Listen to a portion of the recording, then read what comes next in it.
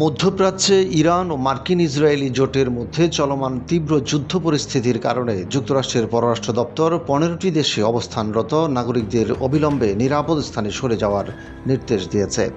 মঙ্গলবার 3রা মার্চ পররাষ্ট্র দপ্তরের কনসুলার অ্যাফেয়ার্স বিভাগ ভেরিফাইড ফেসবুক ও এক্সে জরুরি সতর্কবার্তা প্রকাশ করে।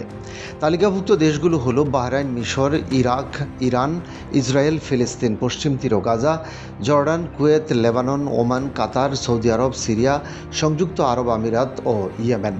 এই দেশগুলোর মার্কিন নাগরিকদের জীবনের উপর গুরুতর ঝুঁকি থাকায় সরকার এই পদক্ষেপ নিয়েছে। বিশেষ করে ইরানের ক্ষেপণাস্ত্র ও ড্রোন হামলার লক্ষ্যবস্তু হিসেবে মার্কিন সামরিক ঘাঁটি ও স্থাপনাগুলো বিপদে রয়েছে। পররাষ্ট্র দপ্তর জানিয়েছে, আকাশপথে যাতায়াত অনিশ্চিত হয়ে পড়েছে এবং যে কোনো মুহূর্তে বিমানবন্দর বন্ধ হয়ে যেতে পারে। তাই বাণিজ্যিক ফ্লাইট চলাকালীন দ্রুত দেশ ত্যাগের পরামর্শ দেওয়া হচ্ছে। নিরাপদে সরিয়ে নেওয়ার জন্য দূতাবাস বা কনসুলার সেবা সীমিত, ফলে নাগরিকদের নিজ দায়িত্বে নিরাপত্তা ব্যবস্থা নেওয়া আবশ্যক। জেরুজালেমে অবস্থিত মার্কিন দূতাবাস ইতিমধ্যেই জানিয়েছে তারা নিজেদের নাগরিকদের সরাসরি উদ্ধার করতে সক্ষম নয়। পরিবর্তে মিশরের তাবা সীমান্ত পর্যন্ত ইসরায়েলি পর্যটন মন্ত্রণালয় শাটল বাসের ব্যবস্থা করেছে, তবে এই বিকল্প পথ ব্যবহারে নিরাপত্তা নিশ্চয়তা দেওয়া যাচ্ছে না।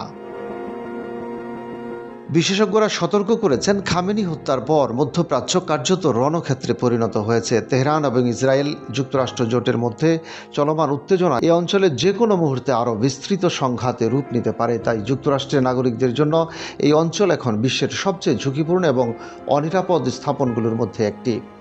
পররাষ্ট্র দপ্তর আরও জানিয়েছে, নাগরিকরা তাদের ব্যক্তিগত নিরাপত্তা পরিকল্পনা পর্যালোচনা করে চলাচল নিশ্চিত করুন এবং দূতাবাস এলাকা থেকে দূরে থাকুন। আঞ্চলিক পরিস্থিতি স্থিতিশীল না হওয়া পর্যন্ত এই সতর্কবার্তা প্রযোজ্য থাকবে।